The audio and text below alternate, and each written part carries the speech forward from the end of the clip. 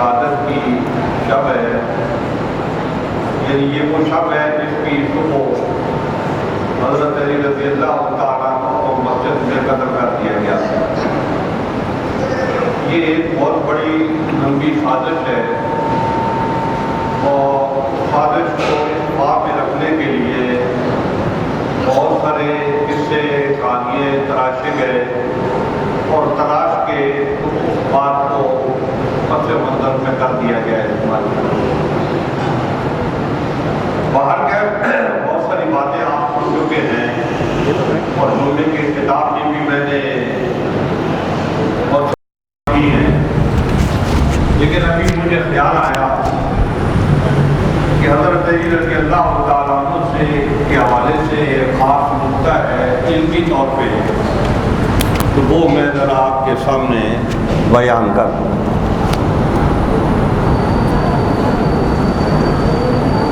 اور وہ نقطہ یہ ہے کہ حضرت علی رضی اللہ تعالیٰ عنہ نے حضرت ابو بکر صدیق رضی اللہ تعالیٰ عنہ کی بیعت دیر سے کی، یہاں تک کہ غور و فکر میں 6 مہینے لگا دیے۔ پھر ایک دن حضرت علی رضی اللہ تعالیٰ عنہ نے مجمع عام میں یہ بات کی کہ حضور اکرم صلی اللہ علیہ وبارک وسلم نے اپنی حیات کے آخری دنوں میں ام المومنین حضرت عائشہ صدیقہ رضی اللہ تعالی عنہ سے فرمایا کہ مری ابا کے فلیصلی الناس، کہ آپ اپنے والد ماجد حضرت ابو بکر صدیق سے کہو کہ وہ لوگوں کو نماز پڑھائے۔ حضرات گرامی، حضور اکرم صلی اللہ علیہ وبارک وسلم کے بے شمار صحابہ کرام اس وقت موجود تھے، لیکن حضور اکرم صلی اللہ علیہ وبارک وسلم خود مسجد نبی میں نماز پڑھاتے تھے، تو اس نماز پڑھانے کا منصب آپ نے حضرت ابو بکر صدیق رضی اللہ عنہ کو تفویض فرمایا، یعنی مصلی پہ آپ نے حضرت ابو بکر صدیق رضی اللہ تعالیٰ عنہ کو کھڑا کر دیا۔ حضرت علی رضی اللہ تعالیٰ عنہ نے یہاں علم کلام کے حساب سے استدلال کیا اور اس کو دلیل بنایا۔ آپ نے یہ بات ارشاد فرمائی کہ اے ابو بکر، حضور اکرم صلی اللہ علیہ وبارک وسلم نے آپ کو ہمارے دین کے لحاظ سے پسند فرمایا اور آپ کو ہمارا امام بنایا، تو فلنرضا کا کہ ہم آپ کو پسند کرتے ہیں بے امر دنیا نا، اپنی دنیا کے معاملے میں، یعنی حضور اکرم صلی اللہ علیہ وبارک وسلم کا جو عمل ہے اس میں آپ نے آپ کو اے ابو بکر صدیق ہمارے دین کے لیے پسند فرمایا کہ ہمارا امام بنایا، اور ہم آپ کو اپنی دنیا کے لیے پسند کرتے ہیں اور یہ چاہتے ہیں کہ آپ ہمارے امام بنیں۔ اور اس طریقے سے حضرت ابو بکر صدیق رضی اللہ تعالیٰ عنہ کی بیعت حضرت علی رضی اللہ تعالیٰ عنہ نے کر لی۔ مجمع عام میں ہو گئی یہ بات۔ یہ علم کلام کا استدلال ہے، اور علم کلام کا مسئلہ ہے کہ دین پر حضرت علی رضی اللہ تعالیٰ عنہ نے اپنی دنیا کو بھی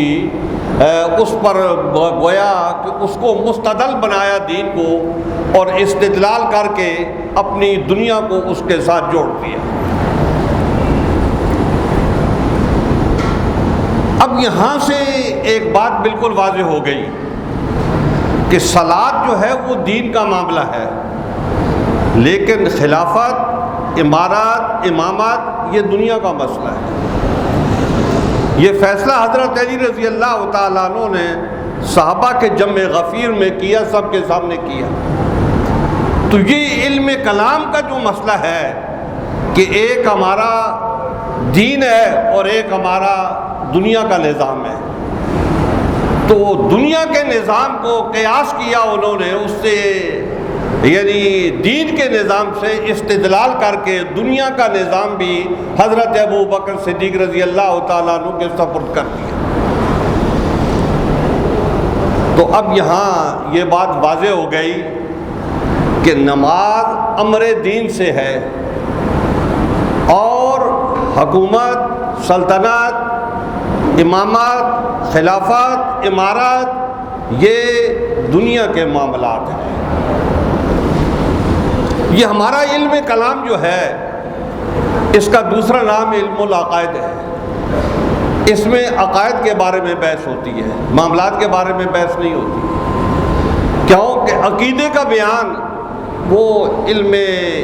کلام میں ہوتا ہے، اسی لیے اس کو علم العقائد بھی کہا جاتا ہے۔ حضرت علی رضی اللہ تعالیٰ عنہ کے اس فیصلے کو متکلمین نے، علماء نے جب اس کا وقت آیا تو انہوں نے اس کو قبول کیا، اور اس کا وقت جب آیا تو وہ ذرا دیر سے آیا، لیکن جب وقت آیا تو متکلمین نے حضرت علی رضی اللہ تعالیٰ عنہ کے اس فیصلے کو قبول کیا، اور امامت اور خلافت کی بحث انہوں نے استدلال تو علم کلام ہی سے کر کے، تو انہوں نے اس کو علم کلام میں نہیں رکھا۔ اس مسئلے کو انہوں نے علم کلام میں جگہ نہیں دی۔ کیوں؟ کہ علم کلام جو ہے وہ علم عقائد ہے، وہاں عقائد کا بیان ہوتا ہے، ان سے بحث ہوتی ہے، اور علم فقہ ہے اس سے معاملات میں بحث ہوتی ہے۔ تو لہذا امامت اور خلافت، خلیفہ کس کو بنانا ہے، اس کی کیا شرائط ہے اور کیسے بنانا ہے، کیا کرنا ہے، یہ سارے معاملات علم فقہ میں آتے ہیں، جس کو ہم علم الفروع کہتے ہیں۔ ایک علم اصول ہے، وہ علم عقائد کا دوسرا نام ہے، یعنی علم اصول، علم کلام، علم عقائد یہ سارے ایک ہی علم کے نام ہیں، اور علم فقہ جو ہے وہ فرع ہوتی ہے،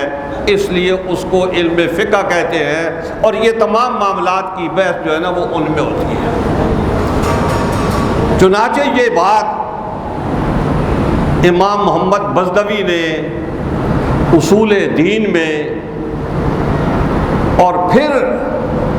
ہمارے کنز الدقائق کے مصنف اور تفسیر مدارک التنزیل کے مصنف حضرت امام عبداللہ نصفی نے بھی اپنی کتاب الاعتماد فی الاعتقاد میں اس مسئلے کو بیان کیا ہے کہ یہ علم کلام کا مسئلہ نہیں ہے، یہ علم الفرع کا مسئلہ ہے، علم الفقہ کا مسئلہ ہے، یہ علم کلام کا مسئلہ نہیں ہے، کیونکہ علم کلام میں عقائد کا بیان ہوتا ہے۔ اور پھر اس کے بعد جو امام محمد جوینی ہیں، یعنی امام الحرمین جوینی ہیں، انہوں نے بھی کتاب الارشاد میں یہی بات کی ہے۔ اور پھر اس کے بعد جو دور آتا ہے تو اس دور میں بڑے بڑے لوگ جو ہیں تو وہ بھی یہی بات کہتے ہیں کہ یہ علم کلام کا مسئلہ نہیں ہے، یہ علم فقہ کا مسئلہ ہے۔ چنانچہ حضرت امام تفتزانی نے بھی شرح المقاصد میں یہی بات کہی ہے، اور حضرت امام مولا علی قاری نے بھی شرح فقہ اکبر میں یہی بات کی ہے، اور حضرت امام جرجانی نے بھی شرح مواقف میں یہی بات کی ہے کہ یہ علم کلام کا مسئلہ نہیں ہے، علم فقہ کا مسئلہ ہے۔ یعنی آپ یوں سمجھیں کہ یہ علم عقائد کا مسئلہ نہیں ہے، یہ معاملات کا مسئلہ ہے، اور علم فقہ اس کا مقام ہے۔ اور پھر آخر میں حضرت علامہ مولانا فضل رسول بدایونی نے المعتقد المنتقد میں بھی یہ بات کہی ہے کہ یہ معاملات کا مسئلہ ہے، یہ علم کلام کا مسئلہ نہیں ہے، علم عقائد کا مسئلہ ہے۔ لیکن اس پہ ایک سوال وارد ہوتا ہے، سوال یہ وارد ہوتا ہے کہ جب یہ مسئلہ علم کلام کا نہیں ہے تو پھر علم کلام کی کتابوں میں اس پر گفتگو کیوں کی جاتی ہے؟ تو حضرات گرامی اس کی ایک وجہ ہے۔ وجہ یہ ہے کہ اہل سنت و جماعت کے نزدیک حضرت ابو بکر صدیق رضی اللہ تعالیٰ عنہ تمام صحابہ سے افضل ہے۔ یہ اہل سنت کا مذہب ہے اور اس کو چھپایا نہیں جا سکتا، یہ ایک حقیقت ہے کہ اہل سنت کا مذہب یہ ہے کہ حضرت ابو بکر صدیق رضی اللہ تعالیٰ عنہ تمام صحابہ میں افضل ہے۔ لیکن ایک اور مذہب ہے یہاں پر جس کو شیعہ کہا جاتا ہے، تو ان کا مذہب یہ ہے کہ حضرت علی رضی اللہ تعالیٰ عنہ تمام صحابہ سے افضل ہے۔ یہ ان کا مذہب ہے۔ اور ان کے ہاں یہ مسئلہ جو ہے وہ علم کلام کا ہے، علم عقائد کا مسئلہ ہے، تو لہذا انہوں نے اپنی علم عقائد اور علم کلام کی کتابوں میں اس مسئلے کے اوپر گفتگو کی۔ تو جب انہوں نے اس مسئلے پر وہاں گفتگو کی، تو جب لوگ علم کلام علم عقائد کی کتابیں پڑھتے ہیں تو اس میں اس مسئلے کے اوپر بحث ہوتی ہے کہ وہ تمام صحابہ سے افضل ہیں، حضرت علی رضی اللہ تعالیٰ۔ تو پھر اہل سنت کے لیے یہ مشکل ہو گئی، تو یہ مجبوری پیدا ہو گئی کہ ہمارے لوگ جب علم عقائد کی کتاب پڑھتے ہیں تو اس میں یہ بحث نہیں ہوتی، تو لہذا مجبوراً اس مسئلے کو، امامت کے مسئلے کو، خلافت کے مسئلے کو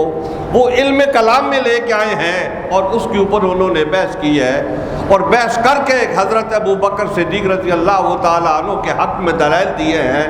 اور پھر حضرت علی رضی اللہ تعالیٰ عنہ کے بارے میں جو شیعہ اپنے دلائل پیش کرتے تھے تو ان کے جوابات پیش کیے ہیں۔ یہ اب علم کلام کی کتابوں میں تو یہ بات موجود ہے، تو یہ بعد میں اس میں علم کلام میں مجبوراً جو ہے داخل کی گئی یہ بحث، اور اس کا مطلب یہ نہیں ہے کہ یہ علم عقائد کا مسئلہ ہے۔ یہ بات ذہن میں رہنی چاہیے کہ یہ علم فقہ کا مسئلہ ہے، یہ علم الفرع کا مسئلہ ہے، یہ عقائد کا مسئلہ نہیں ہے۔ تو اس لیے اس حقیقت کو پیش نظر رکھ کے کہ جو مسئلے کی حقیقت ہے اس تک پہنچنا بہت ضروری ہے کہ اہل سنت و جماعت کے ہاں